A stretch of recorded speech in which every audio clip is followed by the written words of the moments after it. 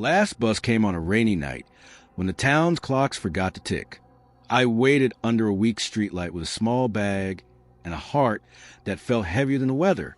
The driver opened the door without smiling. His face was a scrap of light and shadow. No one else boarded. The bus smelled of wool and old rain. I sat by the window. The town slipped away in wet streaks. For a while the ride was ordinary. Neon signs blinked. Puddles answered the street lamps. Then the bus left the main road and turned onto a narrow lane I did not know. The trees closed in.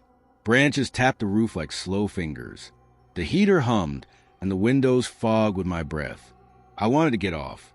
The sensible part of me pushed, but the bus moved with a steady hunger that made my legs slack.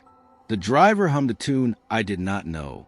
A woman in a yellow coat stepped on and sat 2 rows ahead. She held a knitting bag and watched the road without looking.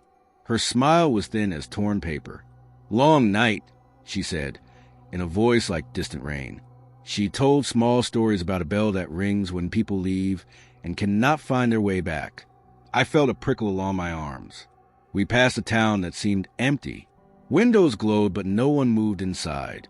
Mannequins faced the road. A dog ran after us without sound. My watch was frozen at 8. The road showed no other car. "Where are we?"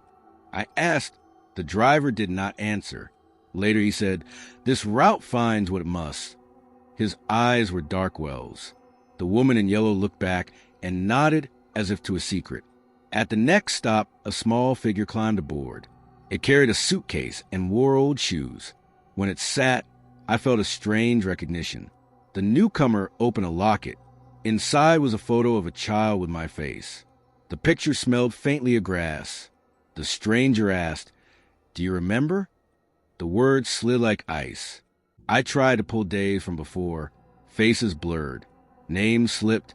The more I strained, the thinner the memories became, like pictures left too long in the sun. Panic moved through me like its own passenger. I stood and pressed my hand to the seat in front. The bus rolled on.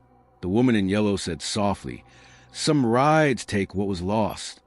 Her knitting needles clicked. The driver humming shifted into words.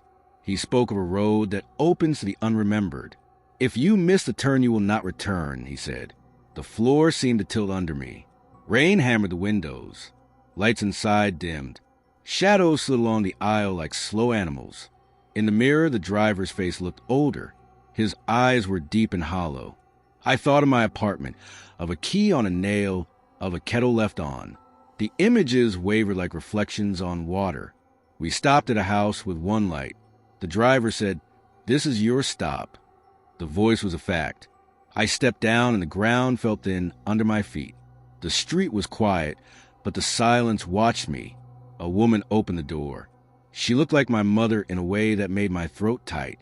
"You're late," she said. Her hands were warm.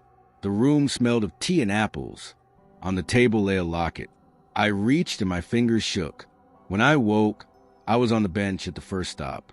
People passed and did not see me. Rain had rinsed tracks from the pavement.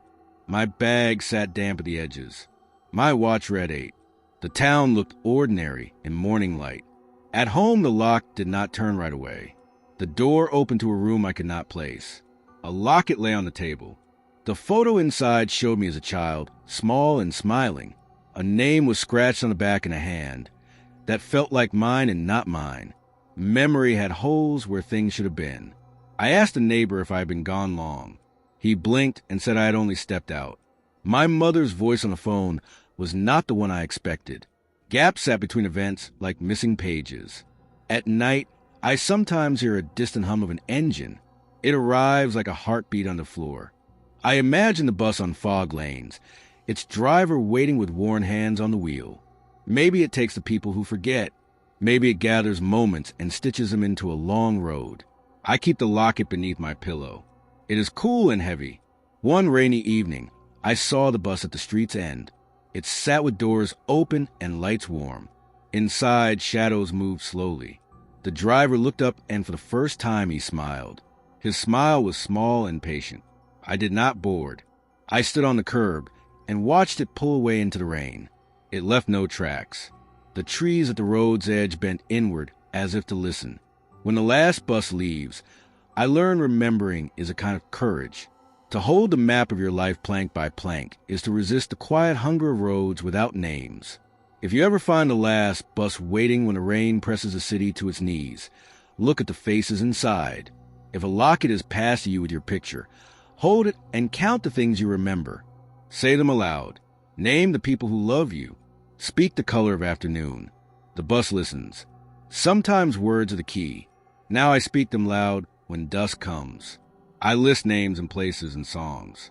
I leave a light on and keep an extra key above the door every night.